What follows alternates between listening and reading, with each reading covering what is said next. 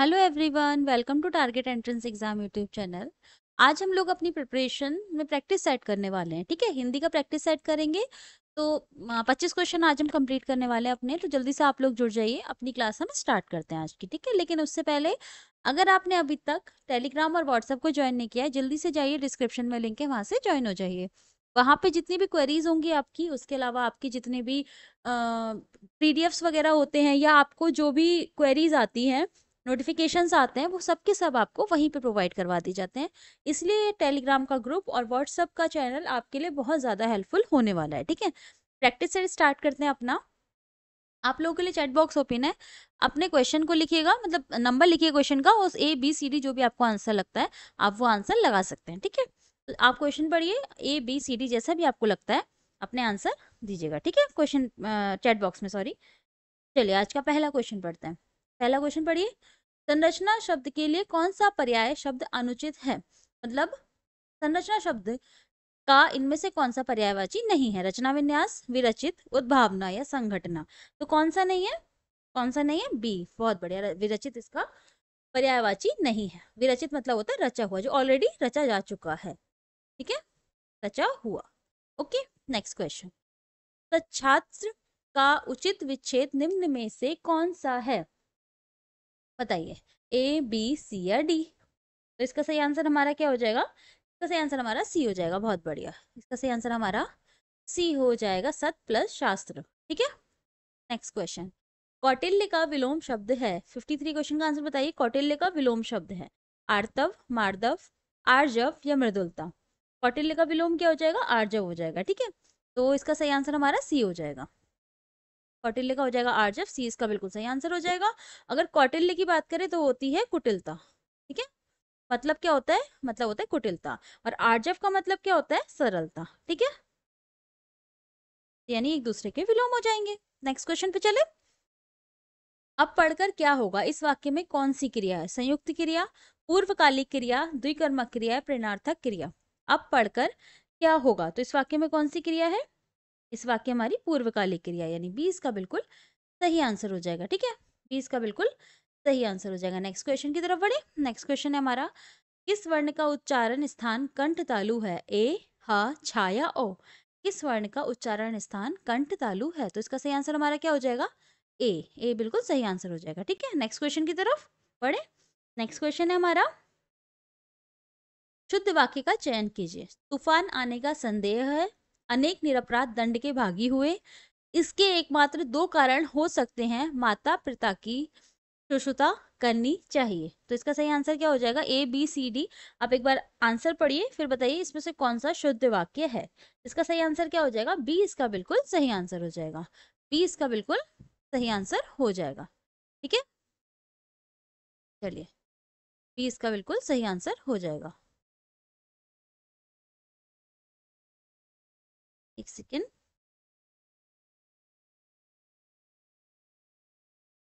B इसका बिल्कुल सही आंसर हो जाएगा। ठीक है, अनेक निरपराध दंड के भागी हुए। ठीक है, चलिए। अच्छा, तो पहले गलत क्यों है? क्योंकि तूफान आने का संदेह है, तो संदेह की जगह आ जाएगी क्या? आशंका। ठीक है, शुद्ध वर्ड जो है, शुद्ध शब्द जो है वो है आशंका। ओके, नेक्स्ट नेक्स्ट देखिए, इसके एकमात्र दो कारण हो सकते हैं। देखो, एकमात्र और दो, ये तो एक साथ आ ही नहीं सकते। ठीक है, ये तो एक साथ आ ही नहीं सकते, ये तो एक दूसरे को विरोधाभास कर रहे हैं, यानी कॉन्ट्राडिक्ट कर रहे हैं, तो ये भी नहीं हो सकता। और माता पिता की शुश्रुता करनी चाहिए, तो ये इस तरीके से नहीं लिखा जाता। किस तरीके से लिखा जाता है? इस तरीके से लिखा जाता है, तो ये भी अशुद्ध वाक्य है। तो शुद्ध वाक्य हमारा कौन सा हो जाएगा? बी हो जाएगा। ठीक है, नेक्स्ट क्वेश्चन। नेक्स्ट क्वेश्चन है हमारा, जुगुप्सा किस रस का स्थायी भाव है? भयानक रस का, विभत्स रस का, रौद्र रस का या अद्भुत रस का। तो जुगुप्सा किस रस का स्थायी भाव है हमारा? बहुत बढ़िया, विभत्स रस का। ठीक है, नेक्स्ट क्वेश्चन की तरफ बढ़े। निष्कलंक का सही संधि शब्द कौन सा है? निष्कलंक, निष्कालंक, निष्कलंक या निष्कलंक। तो सही शब्द बताना है हमें संधि विच्छेद में। ठीक है, तो सही आंसर हमारा सी हो जाएगा। ठीक है, सी सही आंसर हमारा सी हो जाएगा। नेक्स्ट क्वेश्चन, सूरदास किस रस के कवि हैं? सूरदास किस रस के कवि है? वीर रस, विभत्स रस, वात्सल्य रस या श्रृंगार रस। तो सूरदास, ये तो मुझे पता है, ये तो बहुत लोग कंफ्यूजन नहीं होंगे इसमें, बहुत लोगों ने सही आंसर दिया सी, बिल्कुल सही आंसर हो जाएगा। नेक्स्ट क्वेश्चन, राष्ट्रगान के रचयिता कौन है? ये तो बहुत इजी क्वेश्चन आ गया। राष्ट्रगान के रचयिता कौन है? बंकिम चंद्र, रविन्द्रनाथ ठाकुर, शरद चंद्र या प्रदीप? तो राष्ट्रगान, पहली बात तो ये बताओ राष्ट्रगान है कौन सा हमारा? जनगण मन है। और कौन है? रविन्द्रनाथ ठाकुर। वहीं अगर मैं राष्ट्रगीत की बात करूं यानी वंदे मातरम, कंफ्यूज नहीं होना है, कौन सा है? वंदे मातरम, है ना राष्ट्रगीत। और रचयिता कौन है? बंकिम चंद्र चटर्जी। तो सही आंसर हमारा अभी फिलहाल राष्ट्रगान पूछा हुआ है, तो राष्ट्रगान के कौन है? रविंद्रनाथ ठाकुर या रविन्द्रनाथ टैगोर जी। ठीक है, नेक्स्ट क्वेश्चन, नीचे दिए गए वाक्यों के एक खंड में त्रुटि है, उसे छाटिए। आपको बताना है कि कौन से वाक्य में किस खंड में त्रुटि है, ए, बी, सी या डी। शीर्षक को छोटा, आकर्षक और विषय से संबद्ध रखना चाहिए। ठीक है, तो बताइए इसमें कहाँ त्रुटि है? तो इसमें कहाँ त्रुटि है? इसमें बहुत बढ़िया, इसमें सी पार्ट में त्रुटि है। संबद्ध नहीं होगा इसमें, इसमें हम बोल सकते हैं संबंधित होना चाहिए, संबंध रखना चाहिए। ठीक है, संबंध रखना चाहिए, संबंधित होना चाहिए। ठीक है, नेक्स्ट क्वेश्चन, एक्चुअली संबंधित रखना चाहिए ज्यादा सही है। शीर्षक को आकर्षक, छोटा, आकर्षक और विषय से संबंधित रखना चाहिए, संबंधित ज्यादा अच्छा लग रहा है ना। चलिए, तो सी इसका गलत आंसर, सही आंसर हो जाएगा, सॉरी गलत दे रखा है। समय का सदुपयोग द्वारा मनुष्य देवता बन जाता है। समय का सदुपयोग, तो देखने में गलत लग रहा है, समय का सदुपयोग नहीं होगा यहाँ पे, ए इसका सही आंसर हो जाएगा। नेक्स्ट क्वेश्चन, नीचे एक एक शब्द की वर्तनी के अनेक रूप प्रस्तुत हैं, शुद्ध वर्तनी का चयन कीजिए। सही तरीके से क्या लिखा जाता है आपको ये बताना है। श्रृंगार किस तरीके से लिखा जाता है, ए, बी, सी या डी? तो सही आंसर हमारा क्या हो जाएगा? सही आंसर हमारा ए, श्रृंगार इस तरीके से लिखा जाता है। ठीक है, शुद्ध शब्द जो है वो ये है। नक्षत्र, नक्षत्र, नक्षत्र या नक्षत्र, बताइए। तो सही आंसर क्या हो जाएगा? 64 का सही आंसर क्या हो जाएगा? तो सही आंसर हमारा नक्षत्र, ए इसका बिल्कुल सही आंसर हो जाएगा। ठीक है, इस तरीके से लिखा जाता है। नेक्स्ट क्वेश्चन, आपको इसमें क्या बताना है?